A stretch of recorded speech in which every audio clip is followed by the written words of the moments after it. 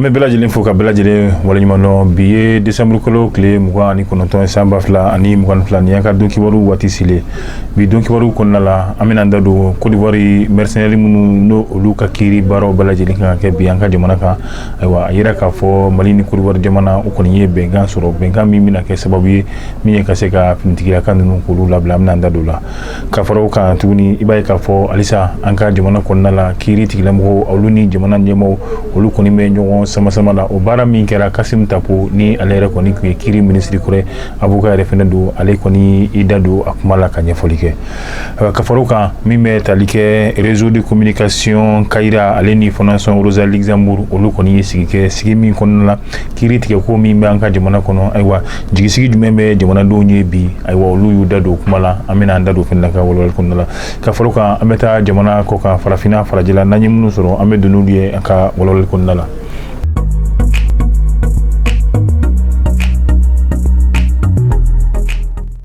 Ka bɛɛ fo ka bɛɛ lajɛlen waleɲuman dɔn. I n'a fɔ an y'a fɔ cogoya min na Mali kɔnɔ Côte d'Ivoire mercenaires 46 minnu ni olu bɛ an ka jamana kɔnɔ halisa. Ayiwa i b'a ye waati tɛmɛlen na Côte d'Ivoire jamana ɲɛmaaw olu kɔni caman yera min bɛ tali kɛ u ka minisiri min ka baara bɛnnen bɛ u ka finitigilakaw ka ko bɛɛ lajɛlen ɲɛnabɔli ma, ani jamana min tun bɛ Mali ni Côte d'Ivoire cɛ fɔ ka bɛn na ni o ye Togo jamana ɲɛmaa ye olu ka minisiri min fɛnɛ ka baara bɛnnen b'u ka jamana ni jamana wɛrɛ cɛ koɲɛw ɲɛnabɔli ma. Robert Dussé ale fɛnɛ tun bɛ taama in na. O kɔni nana u ni Mali ɲɛmaaw kɔni ye ɲɔgɔn ye min bɛ tali kɛ sɛbɛn yɛrɛ kɛra n'a bɛ fɔ min ma ko memorandum. O de kɔni kɛra sababu ye ka bɔda bila, bɔda min bɛna to Côte d'Ivoire finitigilaka ninnu olu bɛ se ka labila cogoya min na. O kumakan minnu fɔra Mali ɲɛmaaw fɛnɛ kɔni ye laseli kɛ, laseli min n'a bɛ tali kɛ kiiri ta fanfɛla la. O y'a yira k'a fɔ u ka kiiri baara bɛɛ lajɛlen kɔni o bɛna kɛ bi n'o ye alamisa ye décembre kalo tile 29 san 2022. Nka o baara ninnu fɛnɛ bɛɛ lajɛlen kɔfɛ a yira k'a fɔ ayiwa ni Ala yɛrɛ kɔni sɔnna ka bɛn ni décembre kalo tile 31 ye,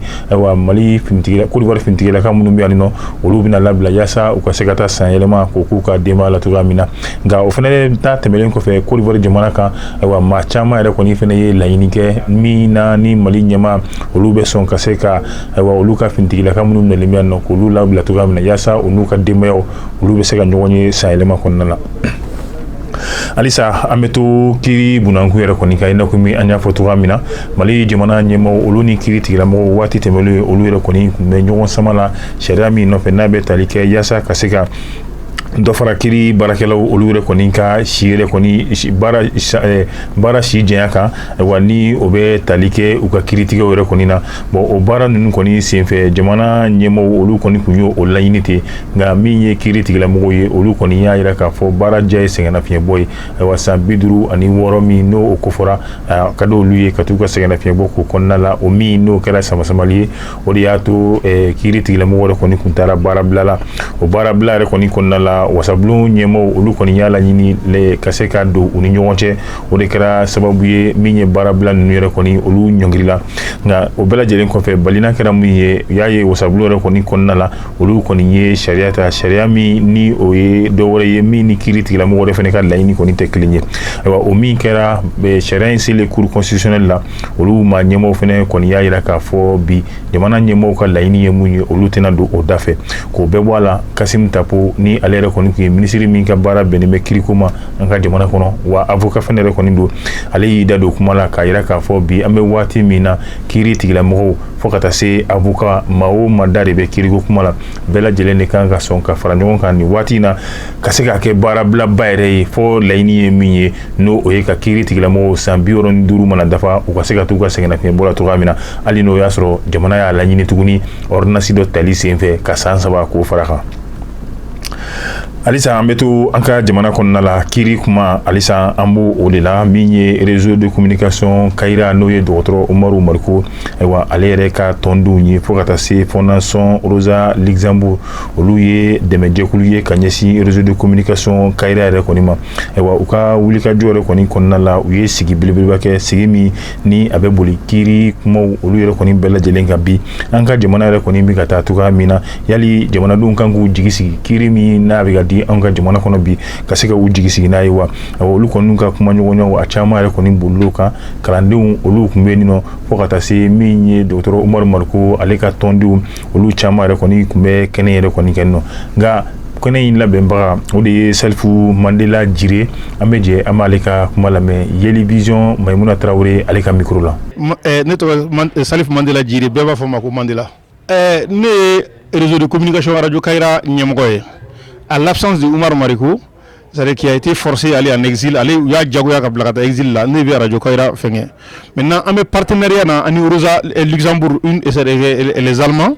c'est-à-dire qui est olu de b'an dɛmɛ. Maintenant, on a décidé d'organiser une série de conférences. Une conférence d'amendement organisée, financée par le ROSA, partenariat, un partenaire où le banque est financé, nous, Allemagne. Mais on a un Tchèque-Moubake, un Colombie-Bake, un Kouchalake, Bamako, mais Bamako thème. O bɛ sariya tigɛ cogo Mali kan est-ce que malidenw nisɔndiyalen don sariya bɛ tigɛla Mali kɔnɔ cogoya min kan est-ce que malidenw nisɔndiyalen don malidenw nisɔndiya bi ta b'o de kan nin dabɔkun de juste parce que pour que k'a jira mɔgɔw la depuis parti Sadi ani Radio Kayra sigila depuis kunun fo ka n'a bila bi la anw ka baara c'est-à-dire que ka fantanw jukɔrɔma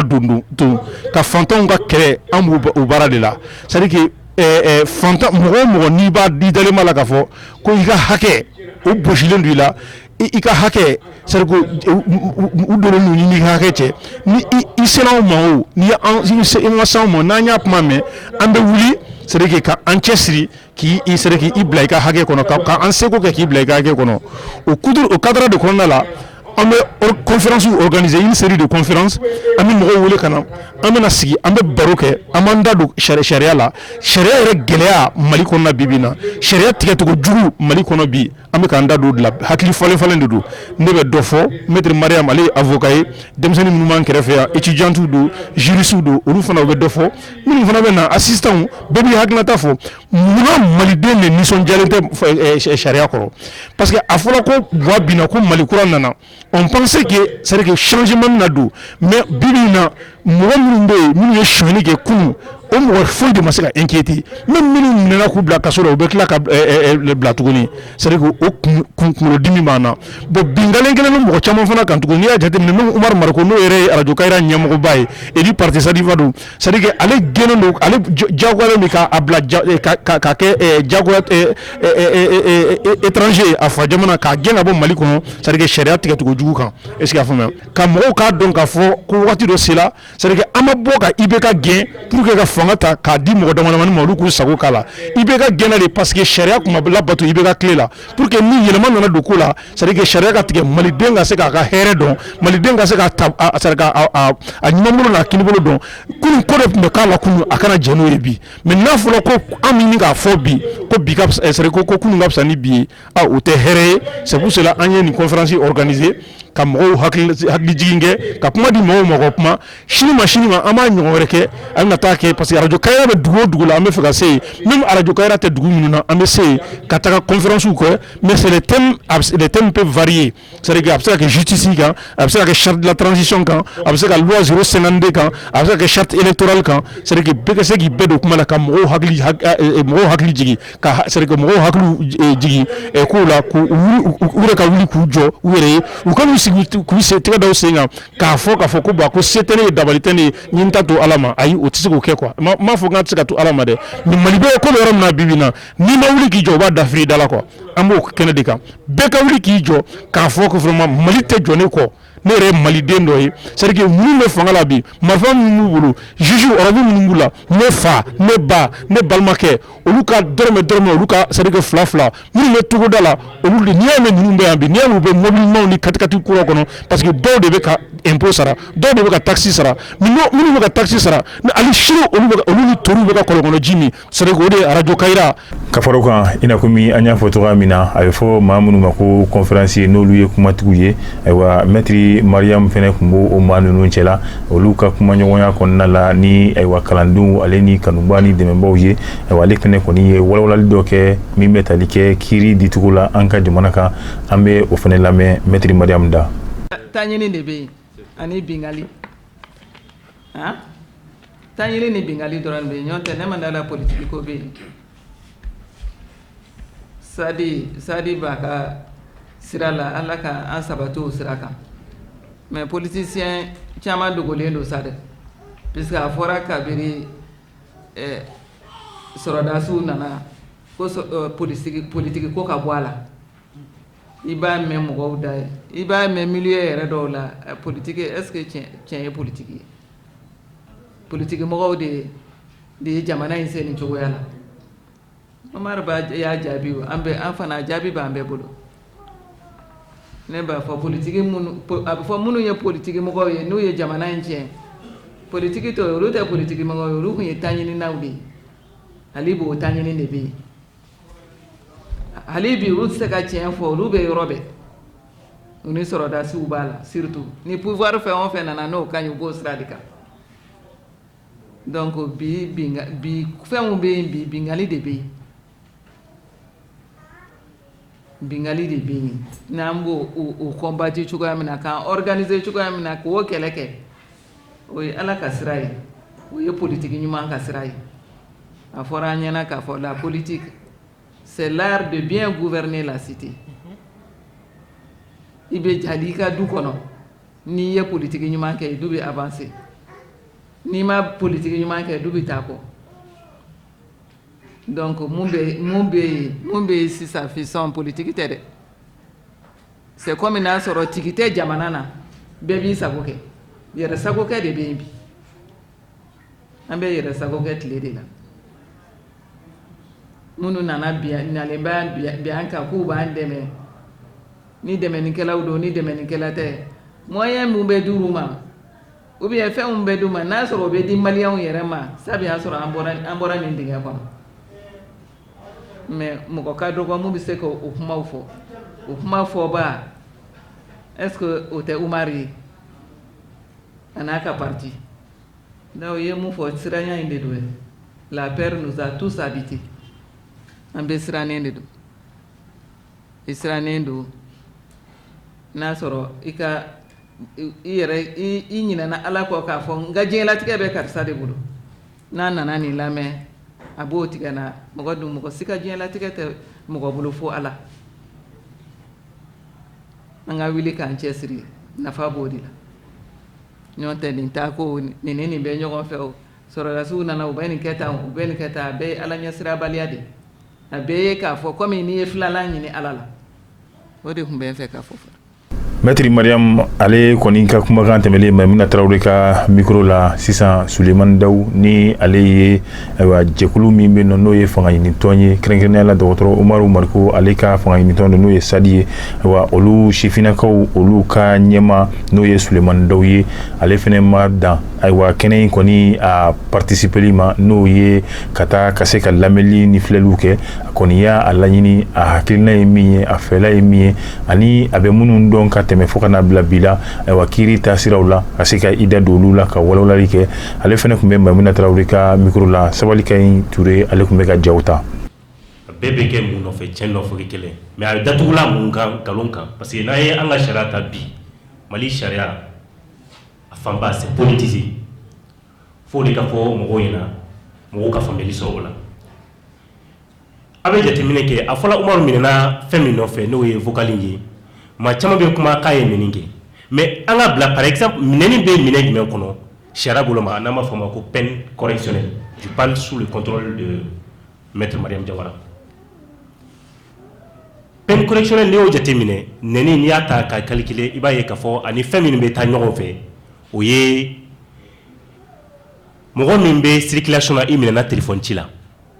n'i minɛna i ka kan ka ɲangi ka taa fɛn min fɛ normalement ka daminɛ tile 1 ka so ka taa bila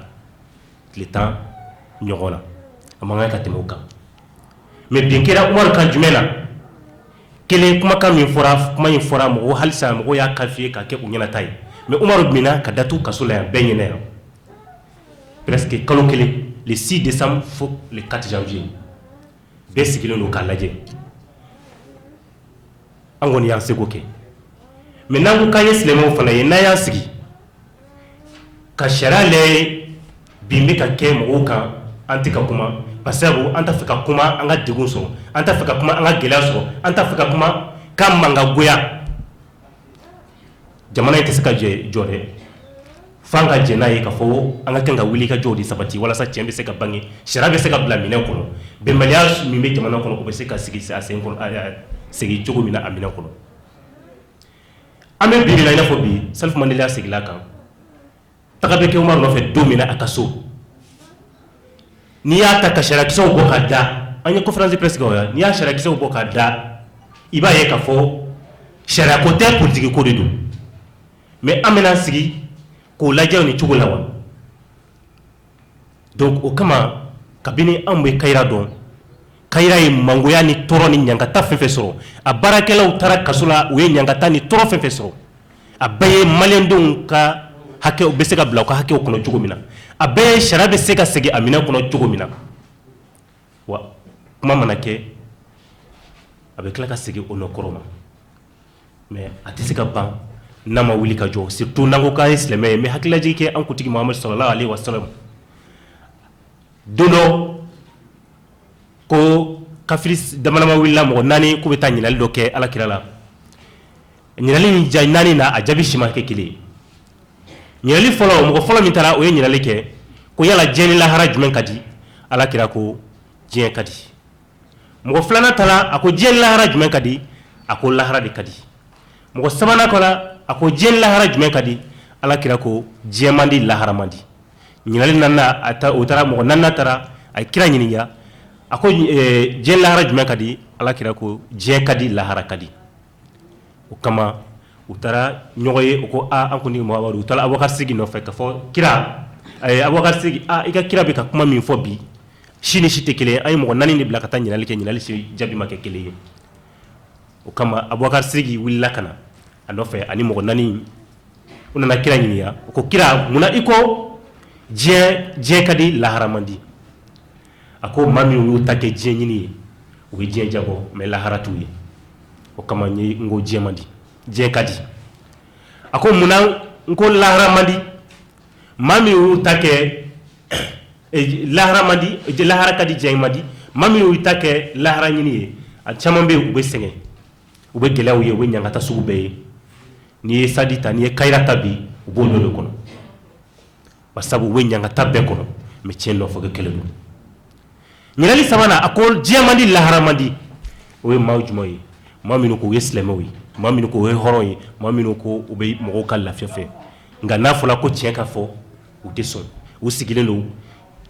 tien no fo kelebe ka ke u nyebala tigi tieni me u te wuli ka keleke u nyebala kama sabe kan minke bimbika kaka u te wuli ka keleke u muna basabu no willa ko kungambo ube nani misro fentigi fe mo mi meka toyeni ke ube nami misro o fe ube natike donc souvent on no nanfanate on laharate on diente donc o mo sugu